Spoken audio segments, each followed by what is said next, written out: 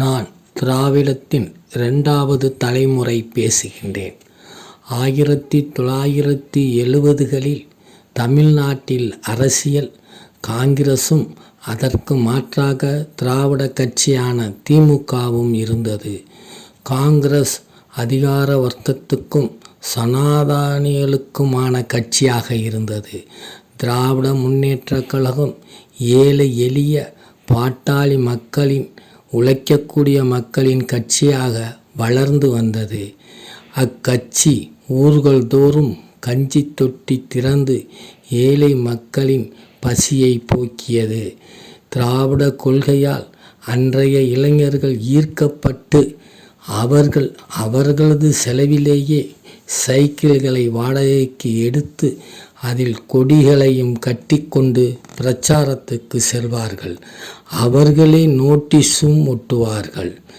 பெரியார், அண்ணா, பிறகு கலைஞர், பிறகு அப்பொழுது எம்ஜிஆர் என்று அரசியல் இருந்தது.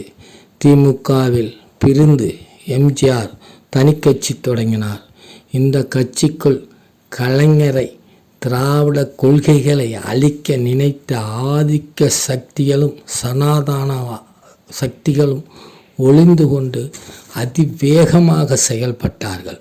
கலைஞர் எதற்கும் அசையவும் இல்லை, பின்வாங்கவும் இல்லை. கடலில் கப்பலுக்கு போடும் நங்கூரம் போல் வலுவாக இருந்தார்.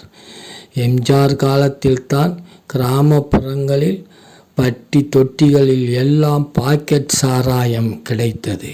பணமும் அதிவேகமாக அரசியலில் விளையாடியது. அப்பொழுது இருந்த சூழ்நிலையிலும் சட்டமன்றத்தை தவிர நாடாளுமன்ற தேர்தலில் ஊராட்சி, நகராட்சி, மாநகராட்சி தேர்தலில் திமுகவே வெற்றி கண்டது.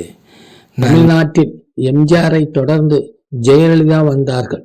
அரசியல் வேறு திசைக்கு மாறிவிட்டது. அதிகார வர்க்கமும் சனாதனவாதிகளும் கலைஞரை ஒழித்து கட்டுவதிலே குறியாக இருந்தார்கள். ஜெயலலிதாவுக்கு பின்னால் இருந்து கொண்டு இயக்கினார்கள். கலைஞர் மீது இருந்த வன்மம் கடுமையானது. நீதிமன்றத்தால் ஊழல்வாதி என்று ஜெயலலிதா நிரூபிக்கப்பட்டார்.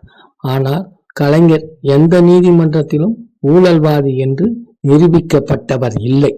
பிறகு திமுகவில் முதல்வர் ஸ்டாலின் வந்தார். அதிமுகவில் அப்போதைய முதல்வர் எடப்பாடி வந்தார். அவரை பயன்படுத்தி டெல்லியில் இருந்து நேரடியாக அதிகாரம் சனாதனவாதிகள் அவரை கைக்குள் போட்டுக்கொண்டு மு.க. ஸ்டாலினை அரசியலில் இருந்து அகற்றிவிடலாம் என்று நினைத்தார்கள். அவரோ உதய சூரியனின் சுட்டரிக்கும் சுடர் போல இருந்தார். அவரிடம் எதிரிகள் நெருங்கக்கூட பயப்பட்டார்கள்.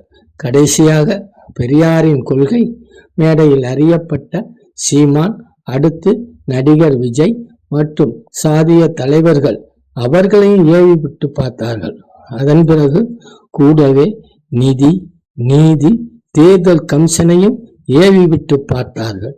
அதற்குள் அடுத்த கொள்கைவாதியாக கலைஞரின் பேரனும் தந்தை பெரியாரின் கொள்கை வாரிசுமான துணை முதல்வர் உதயநிதி ஸ்டாலின் வந்துவிட்டார். எப்பொழுதும் வெல்லும் திராவிட கொள்கை தமிழ்நாட்டில் வளரும் தமிழகம். நன்றி, வணக்கம்.